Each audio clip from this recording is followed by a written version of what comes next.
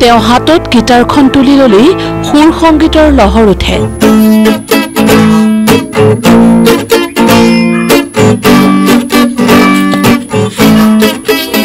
জুবিনৰ গীতবোৰ অনায়াসে তেওঁ গাই যাব পাৰে।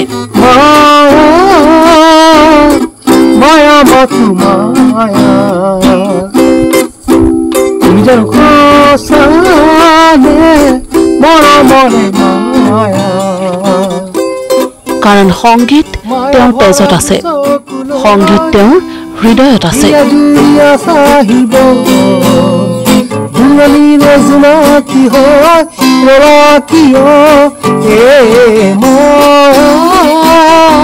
এতিয়া শুনক নিউজ লাইভৰ কেমেৰাত ধৰা দিয়া মানুহজনৰ প্ৰকৃত পৰিচয়।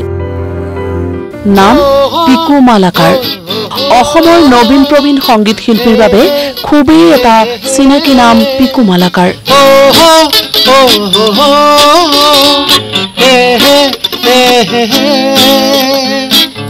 তোমালে পৰিছে মনত নিৰিবিলি তাৰোপৰি হাৰ্টথ্ৰব জুবিন গাৰ্গৰ এজন ভাল বন্ধু পিকু মালাকাৰ। গানতে জীৱন সঁপি দিয়া পিকু।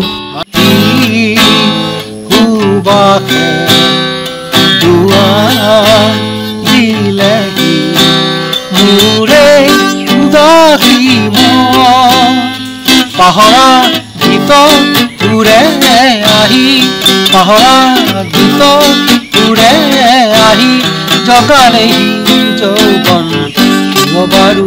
কিন্তু পিকু মালাকাৰ বাতৰি হোৱাৰ কাৰণ কি জানেনে? তেনেহলে আপোনাক দেখুৱাব লাগিব দুটা সময়ৰ দুখন বাস্তৱ ছবি। এইখন আলোকচিত্ৰ 2021 চনৰ। কোভিডৰ সময়ত যোৰহাটৰ বাটে পথে মানসিক ভাৰসাম্য হেৰুৱাই অনাই বনাই ঘূৰি ফুৰিছিল পিকু মালাকাৰ। তাৰ পিছতেই পিকু মালাকাৰক আঁকোৱালি লৈছিল নাজিৰাৰ হাতীপতিৰ মানসিক ৰোগী পুনৰ সংস্থাপন কেন্দ্ৰৰ স্বত্বাধিকাৰী নাছিৰ খানে। 4 বছৰ নাছিৰ খানৰ শুশ্ৰূষাত আগৰ দৰে সুস্থ হৈ গীত গাব পৰা হ'ল হাজাৰজনৰ চিনাকি পিকু মালাকাৰে।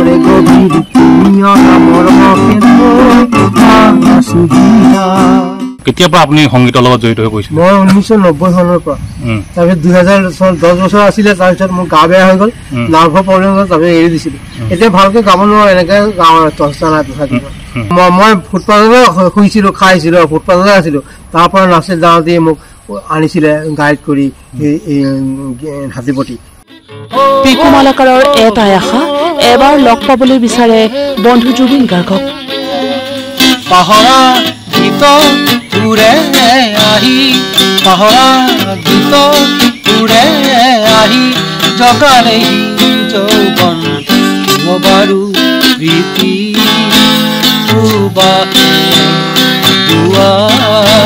দিলে মোৰে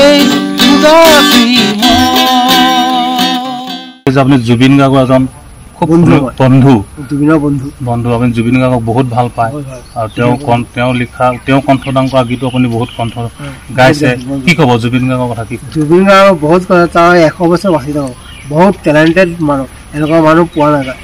আৰু কি ক'ব, ভগৱানৰ তুল্য মানুহ। নাজিৰাৰ হাতীপতিৰ জ্যোতিগৃহৰ স্বত্বাধিকাৰী নাছিৰ খানৰ আক্ষেপ, বিগত 4 বছৰে খবৰ ল'বলৈ আহৰি নোহোৱা পিকু মালাকাৰৰ চিনাকি মানুহখিনিক লৈ। আপোনাৰ জিতাবন্দাৰ লেখীয়া শিল্পীসকল, যি জিতাবন্দাৰ গীতত পিকুৱে গান গাইছিলে, সুৰ দিছিলে, সেই তেখেতসকলো আছিলে।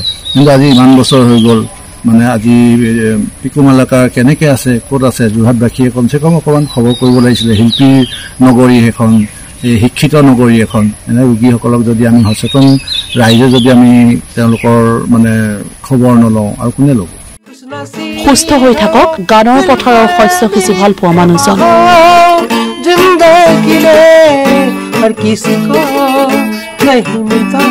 পিকু মালাকাৰৰ খবৰ ৰাখক তেওঁৰ সঁচা বন্ধুবোৰে।